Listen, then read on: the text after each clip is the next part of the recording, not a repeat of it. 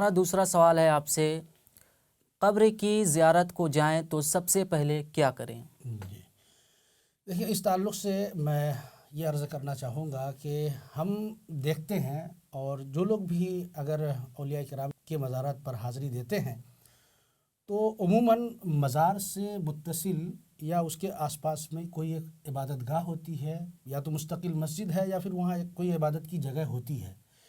اس کا صاف مطلب ہے کہ آدمی اگر مزارات پہ حاضری دینے آیا ہے تو سب سے پہلے وہ 2 رکعت نفل نماز ادا کرے۔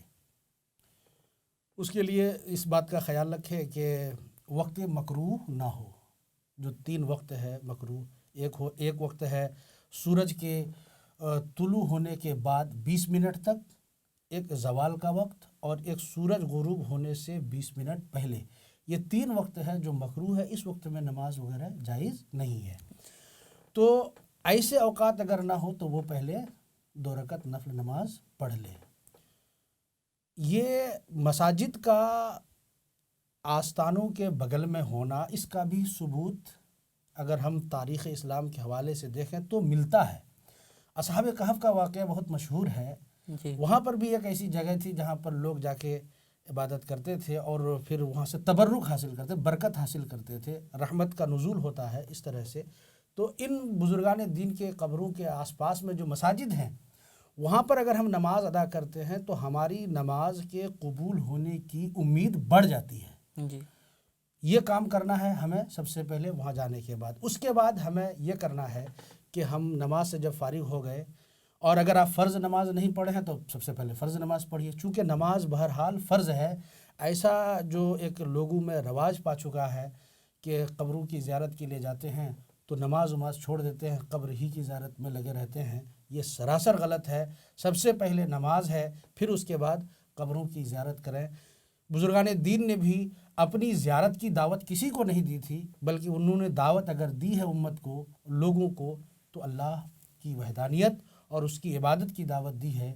تو ان کے بتائے ہوئے طریقے پر اگر ہم چلیں گے، پھر جب ان سے ہم فیض کا مطالبہ کریں گے تو پھر ہم کو ان کا فیضان ملنا یقینی ہو جاتا ہے۔ یہ کام سب سے پہلے ہمیں کرنا ہے۔ پھر اس کے بعد قبروں کے پاس جب ہم پہنچے یا مزارات کے پاس جب ہم پہنچے تو اس تعلق سے نبی اکرم صلی اللہ تعالی وسلم کی احادیث بھی ملتی ہیں کہ کیسے کیا کرنا چاہیے۔ میں ایک حدیث پیش کرنا چاہوں گا۔ حضرت بریدہ رضی اللہ تعالی عنہ کی روایت ہے کہ وہ فرماتے ہیں کہ رسول اللہ صلی اللہ تعالی علیہ وسلم لوگوں کو تعلیم دیتے تھے کہ جب قبروں کے پاس جائیں تو یہ کہیں، کیا؟ السلام علیکم یا اہل الدیار من المؤمنین والمسلمین وَإِنَّا إِن شَاءَ اللَّهُ بِكُمْ لَاحِقُونَ نَسْأَلُ اللَّهَ لَنَا وَلَكُمْ الْعَافِيَةَ۔ اس میں صاحب قبر کو سلام کرنا ہے، پھر ان سے ایک بات یہ کہنی ہے کہ آپ اس دنیا سے رخصت ہو چکے ہیں اور ہم بھی اس دنیا سے رخصت ہوں گے، پھر ہم آپ کے لیے اور اپنے لیے اللہ تبارک تعالیٰ سے خیر و عافیت کی دعا کرتے ہیں۔ اس عبارت کا یہ مطلب ہے۔ ایک اور حدیث ہے حضرت عبداللہ ابن عباس رضی اللہ تعالی عنہما سے کہ نبی اکرم صلی اللہ تعالی علیہ وسلم مدینہ منورہ کے قبور کے پاس سے گزرے، آپ قبور کے پاس سے گزرے تو ادھر کو چہرہ کر لیا اور فرمایا، یعنی جدھر قبریں تھی آپ نے ادھر ہی رخ کیا اور فرمایا۔ اس حدیث میں بھی، اس الفاظ میں بھی اسی بات کا اعادہ کیا گیا ہے کہ اے صاحب قبر تم پر سلامتی ہو اور ہم بھی انشاءاللہ آنے والے ہیں۔ یہ حدیث کا مطلب ہوتا ہے۔ اس حدیث کو امام ترمذی نے نقل فرمایا ہے اپنی سنن میں۔ اس کے علاوہ حضرت عائشہ صدیقہ رضی اللہ تعالی عنہا سے روایت ہے، وہ فرماتی ہیں کہ جب میری باری کی رات ہوتی، چونکہ نبی اکرم صلی اللہ تعالی وسلم کے ازواج مطہرات متعدد تھے اور آپ سب میں عدل کرتے تھے، تو وہ جو رات حضرت عائشہ صدیقہ رضی اللہ تعالی عنہا کی باری کی ہوتی، تو حضرت عائشہ فرماتی ہے کہ حضور آخر شب میں، یعنی رات کے آخری حصے میں بقیع کو جاتے ہیں۔ بقیع وہی بالکل حضور صلی اللہ علیہ وسلم کے روضے سے متصل ہے، صحابہ کرام کے بے شمار مزارات ہیں، وہاں جاتے اور آپ یہ فرماتے تھے، کیا؟ السلام علیکم دار قوم مؤمنین واتاکم ما توعدون غدا مؤجلون وان شاء اللہ بکم لاحقون اللہم اغفر لأہل بقیع الغرقد۔ اس میں بھی آپ نے سلام بھیجا، اور جو اس دنیا سے رخصت ہو گئے، جو وہاں پر جن کے قبور تھے، جو مدفون تھے، آپ نے ان کی مغفرت کے لیے دعا فرمائی۔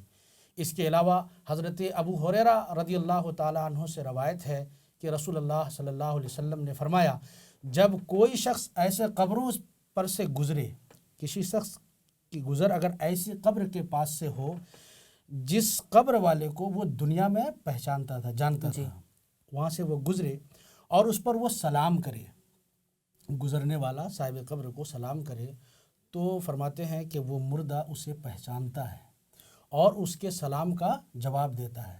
ویسے بھی آپ کسی بھی قبرستان سے گزریں تو حکم تو یہی ہے کہ آپ سلام کریں، وہ آپ کو پہچانے یا نہ پہچانے، لیکن وہ آپ کے سلام کا جواب دیتے ہیں۔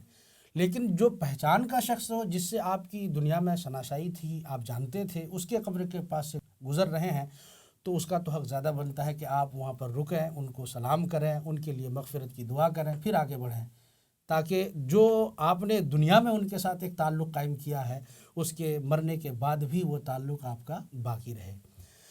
تو ان احادیث پر اگر آپ غور کریں گے، اس سے یہ بات صاف طور پر واضح ہوتی ہے کہ نبی اکرم صلی اللہ تعالیٰ علیہ وسلم قبروں پر جاتے تھے، وہاں سے اگر گزر ہوتی تھی تو آپ سلام کرتے تھے اور سلام کرنے کا حکم بھی دیتے تھے۔ تو قبروں کے پاس جانا، سلام کرنا نبی اکرم صلی اللہ علیہ وسلم کے فرمان اور عمل کے عین مطابق ہے۔ یہ قبروں کے پاس جب آپ پہنچتے ہیں تو اس کا یہ طریقہ ہے۔ جی، اب ہمارا سوال ہے کہ اگر کسی قبر کے نزدیک مسجد وغیرہ نہ ہو، جی، جیسے عموماً گاؤں کے قبرستان اور عام قبرستان ہیں، جی، تو ایسی صورت میں کیا کیا جائے؟ جی، ہاں، ایسا بہت ممکن ہے اور ایسا زیادہ ہے کہ مزارات تو عموماً کم ہے بنسبت عام قبور کی، تو یہ ایک سوال بنتا ہے۔ ایسی صورت میں اس کا طریقہ کار فقہائے کرام نے یہ بیان کیا ہے کہ وہ انسان اپنے ہی گھر میں جہاں سے جانا ہے، وہ اپنے ہی مکان میں 2 رکعت نفل پڑھے، اور اس کا طریقہ یہ بیان کیا گیا ہے کہ ہر رکعت میں سورہ فاتحہ کے بعد آیت الکرسی 1 بار اور قل هو اللہ احد جو سورہ اخلاص ہے اسے 3 بار پڑھے، اور نماز کا ثواب میت کو پہنچائے۔ جی، عبادت اللہ کے لیے ہو اور اس کا جو ثواب ہے وہ میت کو پہنچائے۔ پھر اس کے بعد یہ بیان کیا جاتا ہے کہ جب آپ ایسا کرتے ہیں تو اللہ تبارک تعالیٰ میت کی قبر میں نور پیدا کرے گا اور اس شخص کو بہت بڑا ثواب عطا فرمائے گا۔ یہ آپ نے کر لیا۔ جی، اس کے بعد آپ قبرستان جائیں، قبرستان کی طرف جائیں اور راستے میں لا یعنی باتوں سے پرہیز کریں۔ جب آپ ارادہ کر چکے ہیں تو بالکل دعا و درود اور ذکر و اذکار کرتے ہوئے قبرستان کی طرف چلیں۔ جب آپ وہاں پہنچ گئے تو جوتیاں اتار دیں اور قبر کے سامنے اس طرح سے کھڑے ہوں کہ آپ کا رخ میت کی طرف ہو اور آپ کی پیٹھ قبلہ کی طرف ہو۔ جب وہاں پہنچ گئے، جب یہ کیفیت آپ کی ہو گئی تو اس کے بعد آپ یہ کہیں گے، السلام علیکہ، السلام علیکم یا اہل القبور، یغفر اللہ لنا ولکم وانتم سلفنا ونحن بالاثر۔ یہ آپ نے کہا۔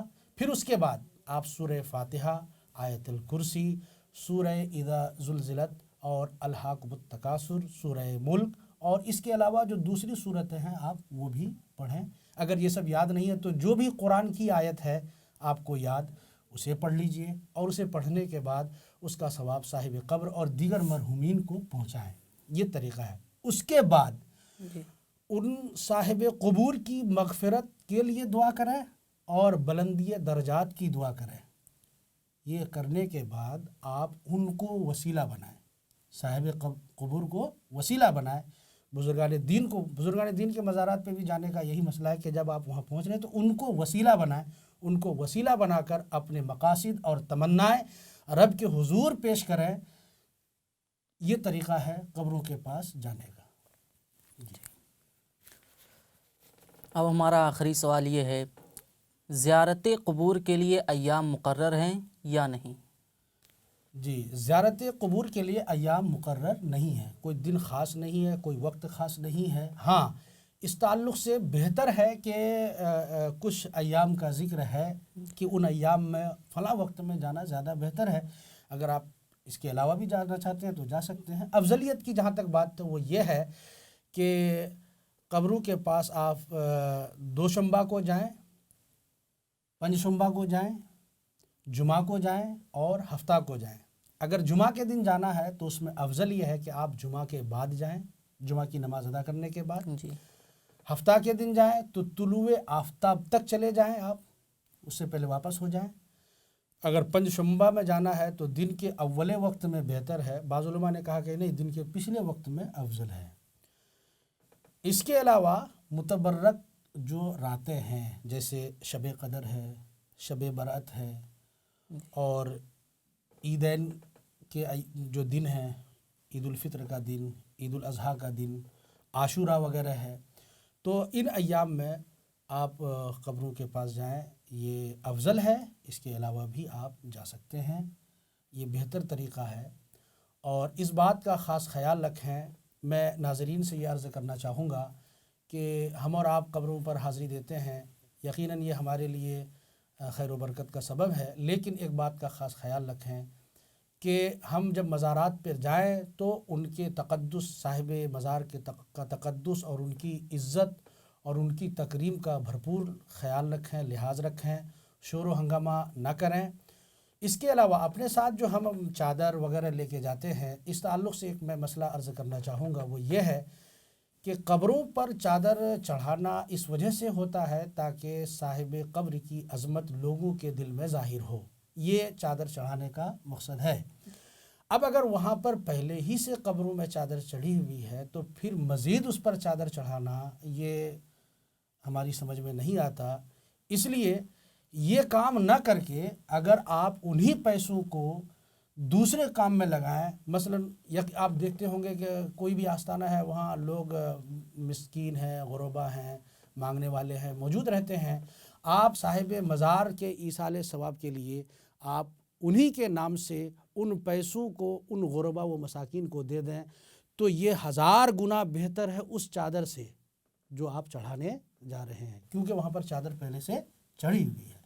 इसलिए अगर हम ये काम करते हैं तो यकीनन ये 2 एतबार से फ़ायदामंद है। एक तो आपने एक अच्छा काम किया, प्लस ये कि ये एक जो गुर्बत और एक मुफलिसी का आलम है और लोग इसमें पड़े हुए हैं, तो कुछ हद तक हम उनका ताउन कर पाएंगे और उनको एक थोड़ा प्रोग्रेस हम दे सकते हैं। अस्सलामु अलैकुम व रहमतुल्लाहि व बरकातहू।